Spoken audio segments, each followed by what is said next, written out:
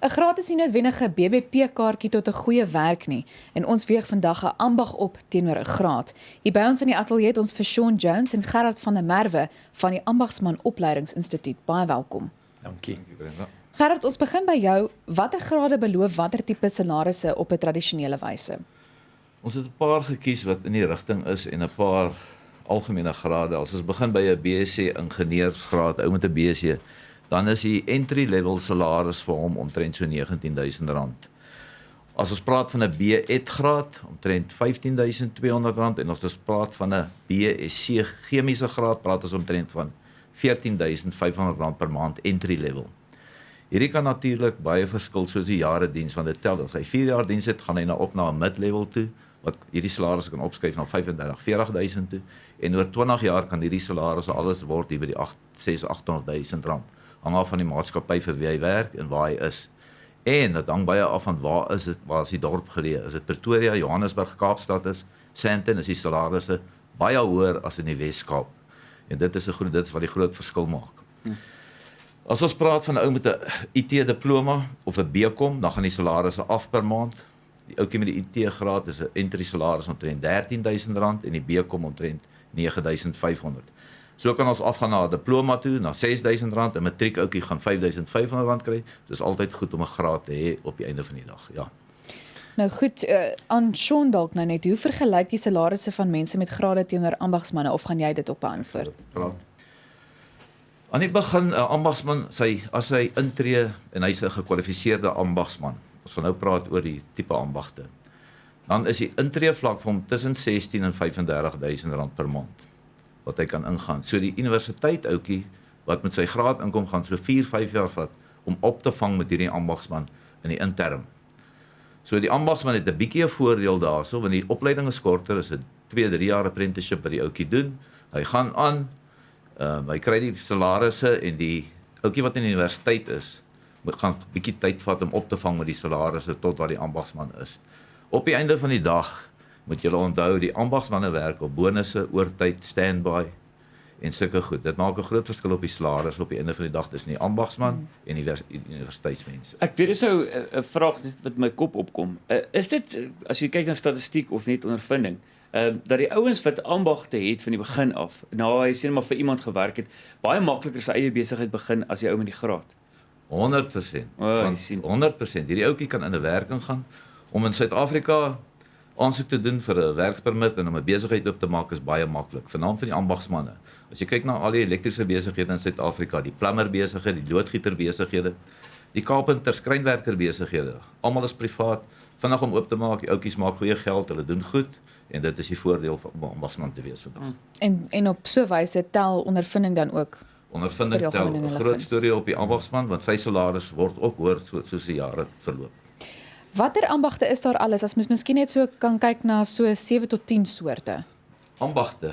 Kom ek sê gou vir jou, ek gaan vir jou net Ek wil jou net so mevrou, as jy so 'n bietjie nader kan sit net vir die radio, daar's hy. Daar's 'n verskil in ambagte. Ons kry vocational ambagte waar jy hairdressing kry, jewelry making, goudsmits en sulke goed.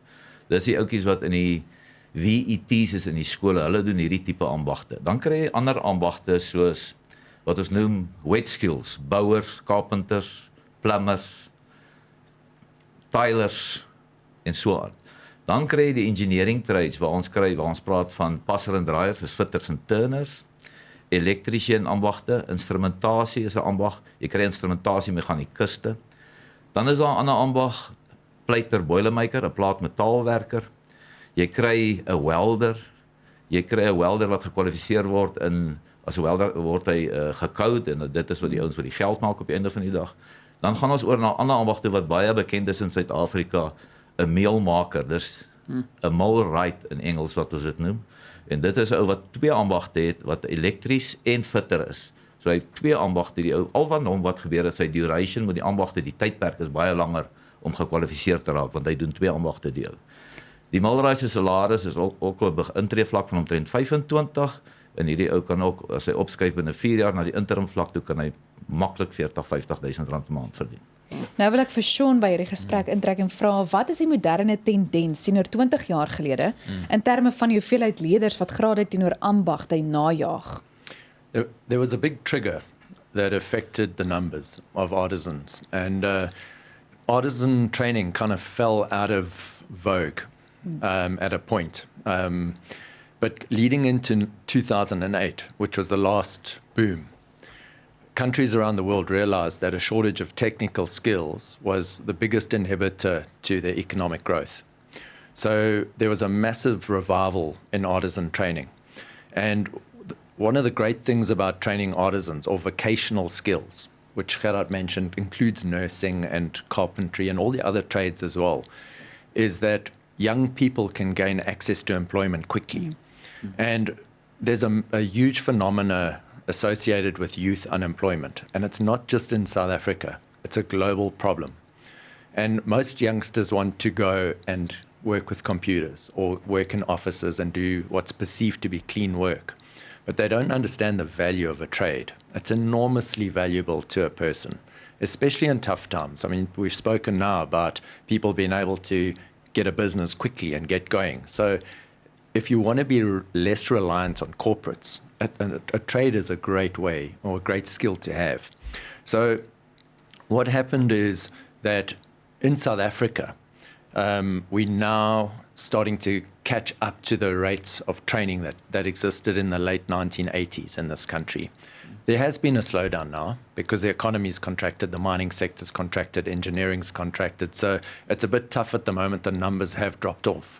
But there certainly is a strong focus, both by the government and industry, to start getting trades back. En ons gaan voort met 'n vroeëre gesprek. Vandag in die weegskaal 'n ambag teenoor 'n graad. En hier by ons in die ateljee is Sean Jones en Gerard van der Merwe van die Ambagsman Opleidingsinstituut. Sean, ons het vroeër verwys na statistiek wat oor die afgelope paar jaar verander het. Wat is die rede vir hierdie verandering? The big driver of this is global youth unemployment. So governments around the world have started investing heavily in vocational skills, which includes artisan trades. So, for example, in France and the UK, they now train in excess of 500,000 kids per annum in vocational skills. So they've realized that they need to do something about youth unemployment. It's a radical problem. And South Africans are facing the same challenge. So what they're trying to do in South Africa is upgrade the VETs, the Vocational Education and Training Institutes. The challenge I got is obviously capacity, both in terms of competence of the lecturers, but also in terms of the amount of space available. So it's a very difficult process to address and very costly as well. But at least something is being done. They are trying very hard. So is dit dan waar dat daar wêreldwyd 'n tekort aan ambagsmanne is? Yes and no. You see, what is a bit frustrating is that people tend to generalize. So they make these broad sweeping statements about there's a shortage. But typically there's a shortage in certain trades. In other trades, there's an oversupply. So, for example, everybody wants to be an electrician, right? Because it's perceived to be clean work and the easiest type of work in terms of you don't get so dirty, blah, blah, blah. But it's not necessarily the best paying trade anymore. It is still a good paying trade, but not as good anymore as it used to be because there's an oversupply of skills in that area. So, for example, in the diesel trade, there's a massive demand for really good diesel technicians who can work on earth-moving equipment, tractors, that type of thing. So those generalizations are risky. And unfortunately, with a global slowdown economically, the demand for the trades isn't as high as it used to be, but it's still higher than most other occupations. So it's still a very valuable occupation and something that we'd encourage youth to look at. Is dit moontlik Gerard dat jy weet die persepsie, jy weet as ek dink oor 20 jaar of as ons nou vat vroeër jare ook, het jy gedink as jy nou nie 'n graad het nie, jy weet is dit nou nie goed genoeg nie. Jy weet daar's 'n persepsie gewees loodgieter, elektriesien en daai ding is besig om regtig gebreek te word. Ja. Want op hierdie stadium gaan dit oor oorlewing. Ek het al huise reggemaak en besef maar ek wens ek kon weet my eie loodgieterwerk of houtwerk doen. Nou die groot ding hierso is ek dink beroepsvoorligting is baie belangrik vir die skole wat Suid-Afrika glad nie meer doen nie. Daar is mense soos Solidariteit wat bietjie beroepsvoorligting by skole doen en so aan. Ons doen beroepsvoorligting, maar die kinders weet nie waar kant om te gaan nie. Ons kry mense met grade wat aansoek doen vir werk op apprenticeships en learnerships. Daai ouens se grade is so dat 5 jaar gelede as jy die ouetjie vat vir die interview en jy vra hom wat het hy gedoen, hy weet nie eintlik wat het hy geleer, hoekom het hy dit geleer nie, because my dad said so. So ek sal die ouers voorstel, gaan vir beroepsvoorligting, gaan sien regte mense of kry raad by ouens soos ons wat daar in die veld is. Ek dink dis baie belangrik. Dalk net 'n laaste vraag om jou af te sluit. Is die standaard van Suid-Afrika tegnikons of Suid-Afrikaanse tegnikons nog goed genoeg om internasionaal te kan werk as ambagsman? Ek gaan vir jou 2 antwoorde gee daarso. Ja en nee, en ek dink Sean kan bietjie uitbrei want dit is deel van sy doktoraal wat hy nou doen. So Sean, if you can just talk about But it. that's quite interesting. Yeah. Yeah, I mean, you're promoting artisan, but you're still doing your doctorate. Yes. And it's a good combination. Ja. Yeah. Absolutely. You know, what Gerrit's saying is quite true. It is a yes and no situation. The private training in South Africa is still of a fairly good standard. There are a lot of mining training centres, a lot of private providers that provide very high levels of quality. When we get into the VTs, they're struggling. Most of their staff are academics. So it's very difficult for an academic to transfer practical skills to a young person. The government are trying to address it. So, for example, they're sending a lot of their lecturing staff to the private institutions to try and get the skills up. It's a very difficult process because you can't always teach an academic person to work with their hands. So we've got a long way to go in terms of our government institutions competing on an international stage. Yeah. But there are some quality training outcomes out there.